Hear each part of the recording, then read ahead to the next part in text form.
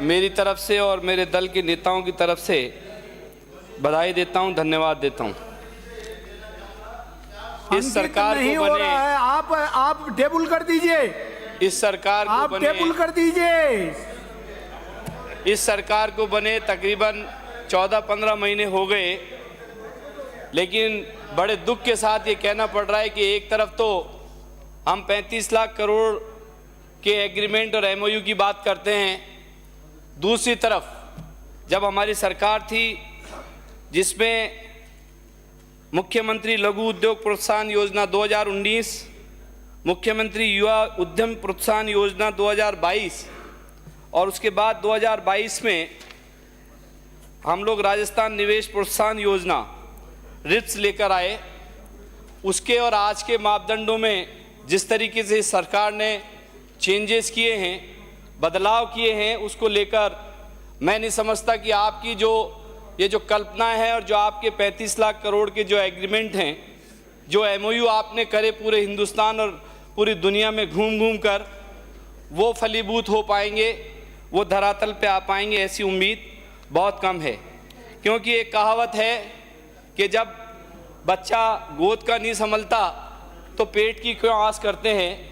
मैं ये बात अच्छी तरह से जानता हूँ कि राजस्थान का व्यापारी जिन्होंने आपकी इच्छा शक्ति को देखकर बहुत सारे एमओयूज इस सरकार के साथ किए, लेकिन बड़े दुख और खेद व्यक्त करते हुए कहना पड़ रहा है कि राजस्थान की ये सरकार जिसने बड़े बड़े वादे करके राजस्थान में रिप्स को चेंज कर दिया और मुख्यमंत्री जी ने एक मुख्यमंत्री उद्योग प्रोत्साहन योजना करके चालू करी, जिसमें 2 करोड़ रुपए की सीमा तय करी है।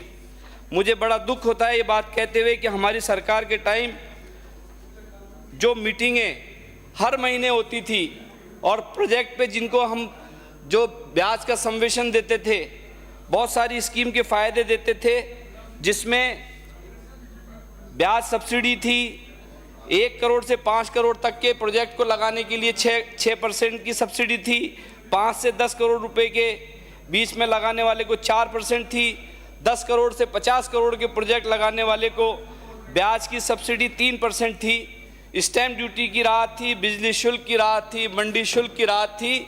इस सरकार ने आते ही ये सारी चीज़ें रोक दी और आज ये कहना पड़ रहा है कि पिछले 6 महीने से कोई रिप्स की कोई मीटिंग नहीं हुई। रिप्स चॉइस स्कीम के पोर्टल पे जो इन्होंने रिप्स चॉइस डाली थी, स्कीम जो बनाई थी, वो आज तक उसका फॉर्मेट भी अपलोड नहीं कर पाए।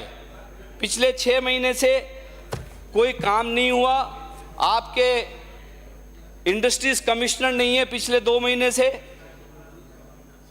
आपके बीआईपी के कमिश्नर 2 महीने से नहीं है। एडिशनल चार्ज अभी कुछ ही दिन पहले रिको एमडी को दिया गया है।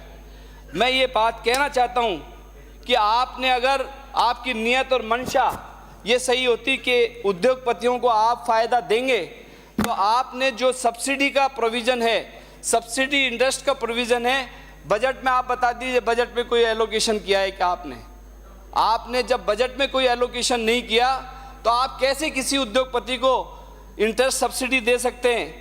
पुराने क्लेम को 6 महीने हो गए, 6 महीने से कोई मीटिंग नहीं कर पाए।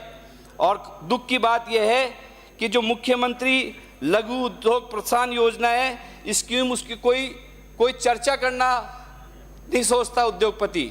जो आपके इतने सारे एग्रीमेंट हैं, उन एग्रीमेंट में सिर्फ और सिर्फ 70% से ज़्यादा के एग्रीमेंट 10 करोड़ से नीचे के हैं। बहुत बड़ी बड़ी बातें हमने एग्रीमेंट को लेकर करी, लेकिन मैं समझता नहीं हूँ कि ये कैसे आप कर पाएंगे।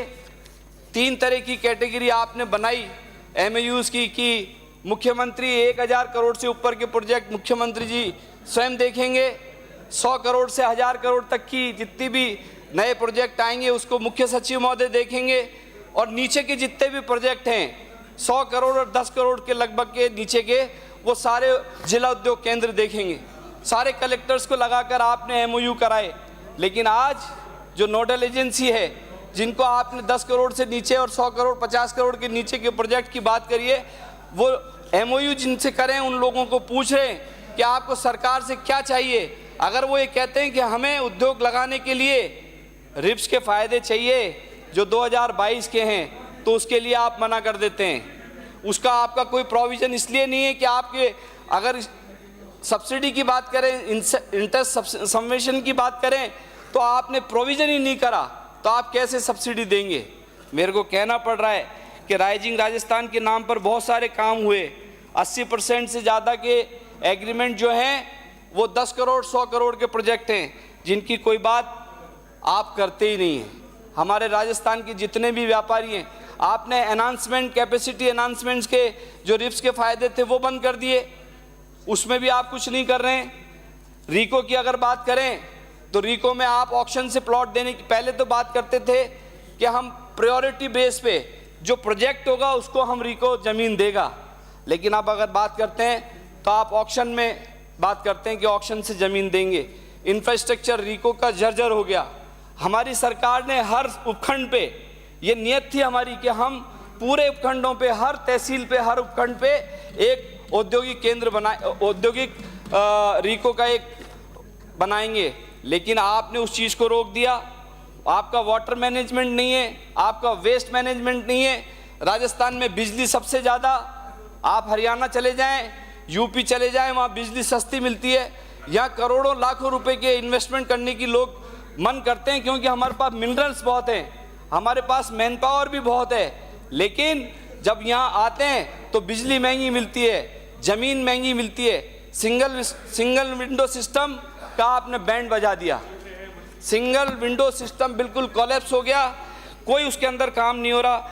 बहुत दुख के साथ ये कहना पड़ता है कि रीको की आज आप लोग, रीको के जितने भी इंडस्ट्रीज एरियाज बसे हुए हैं, मेरा आपसे मंत्री जी से आग्रह है कि आज सबसे बड़ा चैलेंज वेस्ट मैनेजमेंट का है रीको में।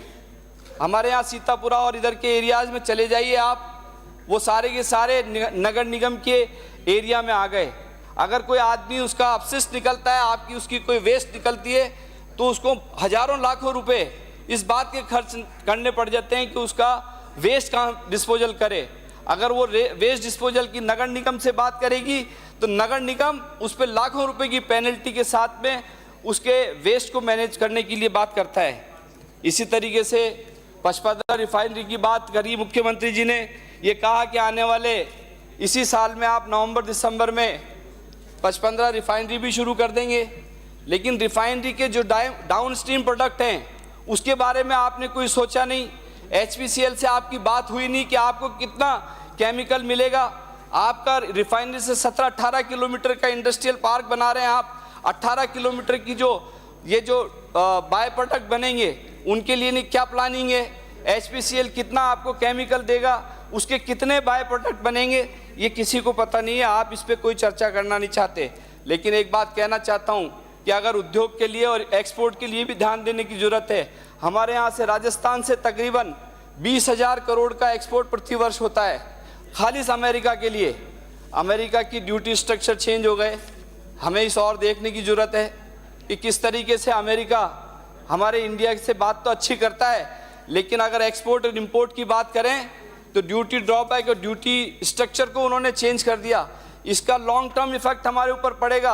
निश्चित तौर से आप समझिए कि जितना भी हमारा हैंडीक्राफ्ट है उसके एक्सपोर्ट पे गिरावट आनी तय है। अमेरिका की गिरावट तय है। ये कि अमेरिका जिस तरीके का ड्यूटी स्ट्रक्चर उसने बदलाव किया है, हमारे एक्सपोर्ट पे उसका प्रतिकूल प्रभाव पड़ेगा। आपने मुझे बोलने के लिए वक्त दिया, उसके लिए बहुत बहुत धन्यवाद। मैं सिर्फ अंत में एक बात कहूँगा कि हमने बहुत मेहनत करके सब, हम कोई क्रिटिसाइज नहीं करना चाहते, हम सब चाहते हैं कि इंडस्ट्री पनपे। यहाँ पे इंडस्ट्री पनपेगी तो रेवेन्यू बढ़ेगा, रेवेन्यू बढ़ेगा तो उसके पैसे से हम इंफ्रास्ट्रक्चर बढ़ा पाएंगे और हमारे आने वाली पुश्तों को अच्छे रोजगार भी दे पाएंगे, अच्छा इंफ्रास्ट्रक्चर भी दे पाएंगे।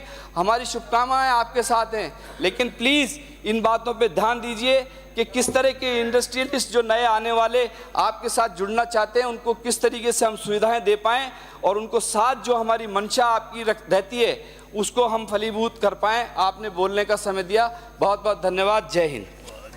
श्री